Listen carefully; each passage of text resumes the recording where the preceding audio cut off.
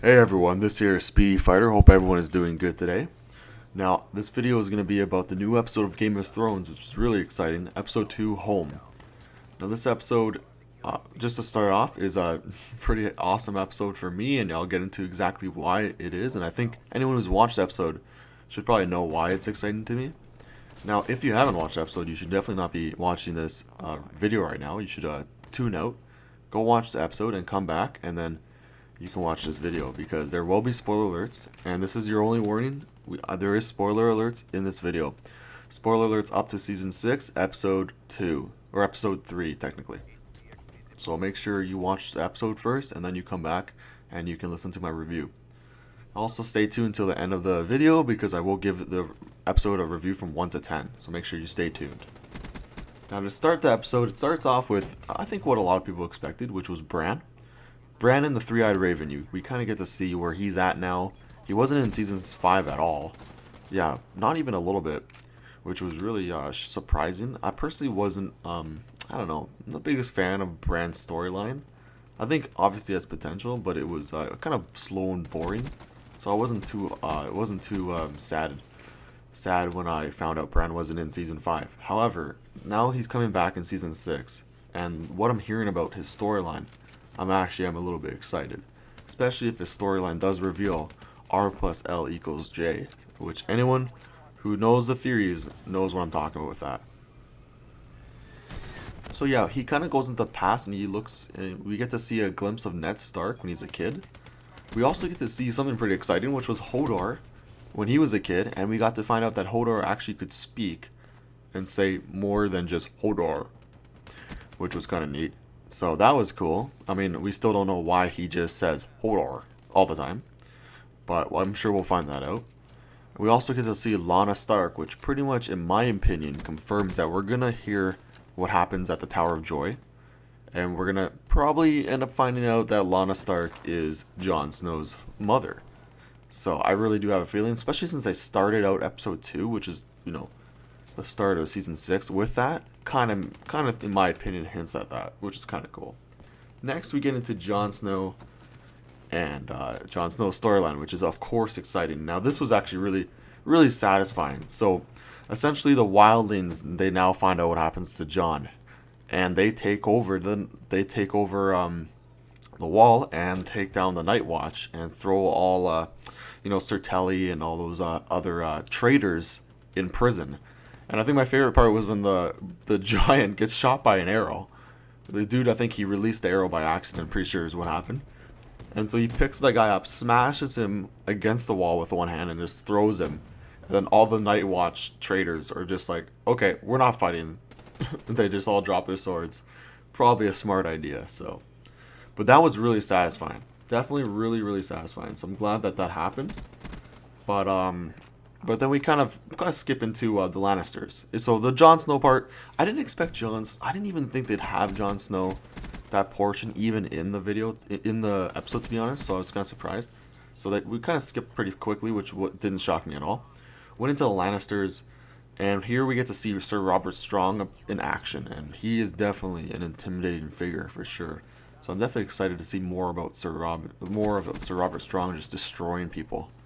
I think that's kind of interesting. We also get to see Jaime's conflict with the High Sparrow, and yeah, Jaime ain't too happy, but at the same time, he just doesn't have the power anymore. He's just kind of powerless at this point against the High Sparrow. He just doesn't have the numbers and the support to stop him right now. So it's kind of interesting in that regard. Also, Cersei and her son are now happy again with each other, I guess you could say, which is good or not good. I hate the Lannisters, so I guess that's not good. Then we go into Tyrion Lannister, and this is exciting too because we get to see the dragons again.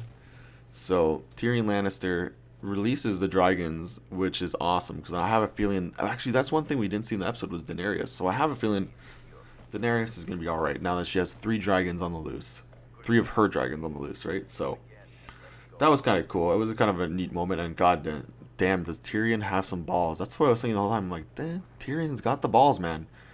He might be a little guy, but he has some big balls on him.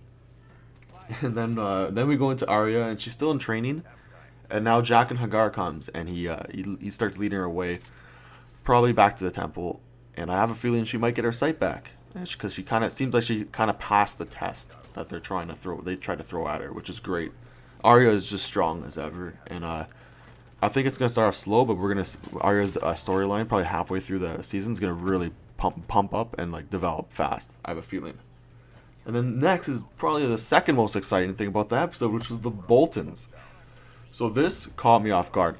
This was the biggest WTF moment. I'd say actually was probably the biggest WTF moment of the episode for me personally. There's definitely another one that's coming up I'll talk about, but this one I think was just I didn't see coming at all.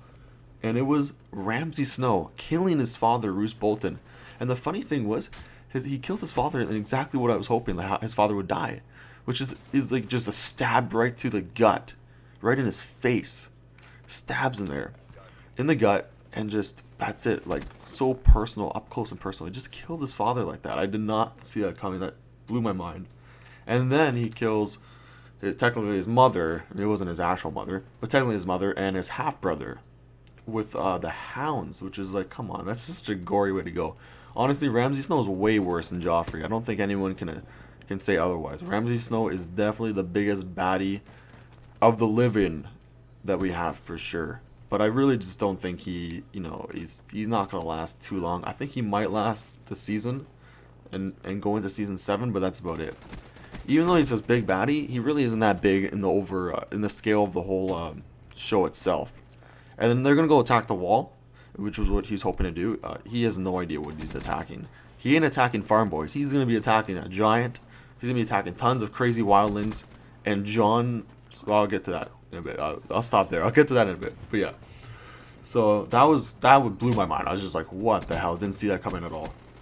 Then we go into Sansa Stark, and this was kind of not much to it, but we do know that Theon is leaving and he's going back home, and that was kind of a touching moment, and that actually was kind of a happy moment because it was just cool to see Sansa she obviously forgives Theon, and their love's there now, which is great, and it's rare to see that on Game of Thrones, so I did like that. I can't wait for Sansa to keep developing this season, so that's pretty exciting. We see the Greyjoys and the Ironborn, and that was interesting too. So I believe it was Theon's father that was killed by his own brother, and apparently this guy's a big character in the books. I don't know much about him, but hopefully I'll learn more about him soon, and I'll update you on what he is about and like who he exactly is. Obviously, he's a brother of or an uncle of Theon, I believe, but I definitely want to learn more about him. He seems very interesting for sure. So after that, we go into Melisandre and Sir Davos, and Sir Davos basically convinces Melisandre, who's completely in doubt. It's like a complete flip-flop here, that I've seen your powers, I've seen your magic, and I'm a straight up like, don't give a fuck, dude. Like, I don't believe in that shit at all, but I saw what you can do, and you made me believe. And so he pumps Melisandre up, and she goes for it. She tries to resurrect Jon Snow. She tries. Unfortunately, she failed. Or did she? Everyone leaves the room, and all of a sudden, I thought Ghost was gonna get up, and then we're gonna find out that Jon Snow was in Ghost for real. But no, Jon Snow just awakens. Now, the thing about this is, I might even make a whole video about this, but we don't know for sure if he's alive. It could be he just awakens in like the other world, or what the case might be. We don't know for sure, but I have a feeling he's resurrected. Now, that another thing is though too is, remember when there was another person resurrected? I believe it was in season 3, and he said when he comes back, he doesn't come back as his fully himself. He's missing a piece of himself. So we might not even, like, Jon Snow might come back and might not even remember the White Walkers or remember Sansa Stark when he ends up meeting her, probably. We're not quite sure, but I am freaking so happy because it's like 90% that he's actually alive and resurrected, and like my theory was right. I mean, don't get me wrong, that wasn't just my theory. A lot of people had theories like this, but like that was my belief, and I was just so satisfied. I literally jumped out of my seat for joy when I saw that. So Jon Snow, at this moment, as far as I can tell, is alive. He's alive. He's back. Our leader, our hero, possibly Azor Ahai. Possibly, we don't know for sure if he is Azor Ahai, but he possibly and most likely is Azor Ahai, and he is alive to fight the White Walkers. I mean, it doesn't get more exciting than that, guys. It does not get more exciting than that, everyone. So yeah, I love this episode. I thought it was I would say I'll give it a 9.5 out of 10. I want to give it a 10 out of 10, but I feel like that's biased just because Jon Snow got resurrected at the end. Most like possibly seems like it. So, but I'll give it a 9.5 out of 10. Amazing episode. Two huge what the fuck moments. Ramsay Snow killing Roose Bolton and Jon Snow being resurrected. I mean, how much better episode 2 can you get? This season is huge. It's starting off massive. I'm just so excited for more of this season. Anyways, folks, hope you enjoyed. I'll be talking more about Game of Thrones content in the near future, so stay tuned for that. And yeah, so this was a 9.5 out of 10, even better than the first episode, and I'm just really happy about this. Leave a comment and let me know what you thought of the episode, and make sure to subscribe to stay tuned for more.